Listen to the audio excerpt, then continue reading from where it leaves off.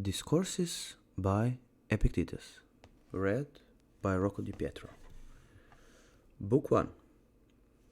Concerning what is in our power and what is not. In general, you will find no art or faculty that can analyze itself, therefore none that can approve or disapprove of itself. The art of grammar is restricted to analyzing and commenting on literature. Music is confined to the analysis of harmony. Consequently, neither of them analyzes itself. Now, if you're writing to a friend, the art of grammar will help you decide what words to use, but it will not tell you whether it is a good idea to write to your friend in the first place. Music is not different. Whether this is a good time to sing and play or a bad one, the art of music by itself cannot decide. So what can? The faculty that analyzes itself as well as the others, namely the faculty of reason. Reason is unique among the faculties assigned to us in being able to evaluate itself, what it is capable of, how valuable it is, in addition to passing judgment on others. What decides whether a sum of money is good? The money is not going to tell you. It must be the faculty that makes use of such impressions, reason. Reason, in addition, takes the measure of music, grammar, and the other arts, judging their benefit and deciding when it's best to use them. So it's only appropriate that the gods have given us the best and most efficacious gift, the ability to make good use of impressions. Other capacities they did not put in our power. Was it because they did not want to? Personally, I believe that they would have endowed us with those others too, had they been able. But they were not. Since we are on earth, you see, bound to a material body and material things, we can hardly avoid being limited by these extraneous factors. Well, what does Zeus say? Epictetus, if it were possible, I would have made your little body and possessions both free and unrestricted. As it is, though, make no mistake, this body does not belong to you. It is only cunningly constructed clay.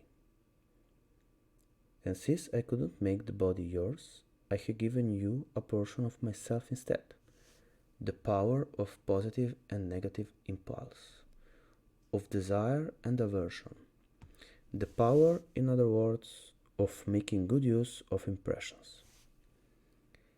If you take care of it and identify with it, you will never be blocked or frustrated. You won't have to complain, and never will need to blame or flatter anyone. Is that enough to satisfy you? It's more than enough, thank you.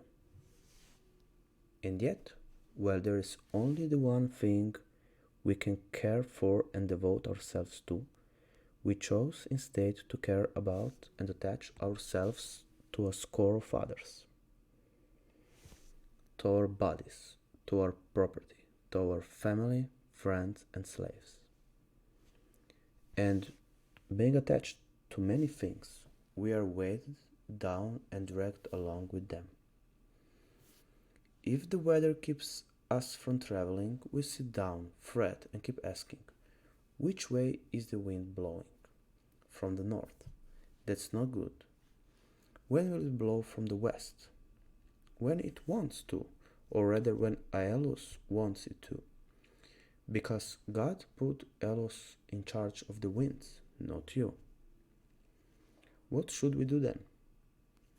Make the best use of what is it in our power and treat the rest in accordance with its nature.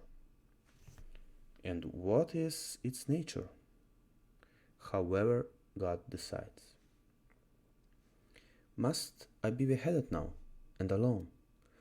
Well, do you want everyone to be beheaded just because misery loves company? Why not hold out your neck the way Lateranus did at Rome, when he condemned by Nero to be beheaded? He held out his neck willingly to take the blow, but the blow was deficient, so he recoiled a bit, but then had enough self-command to offer his neck a second time.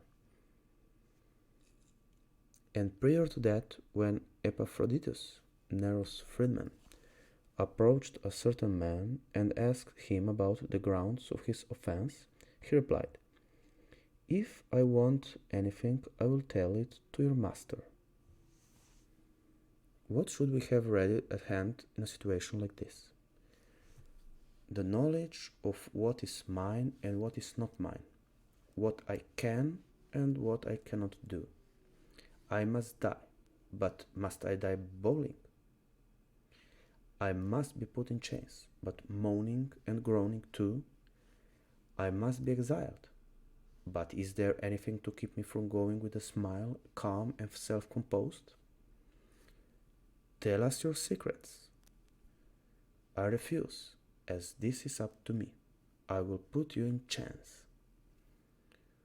What's that you say, friend? It's only my leg you will chain. Not even God can conquer my will. I will throw you into prison. Correction, it is my body you will throw there. I will behead you. Well, when did I ever claim that mine was the only neck that couldn't be severed? That's the kind of attitude you need to cultivate if you would be a philosopher.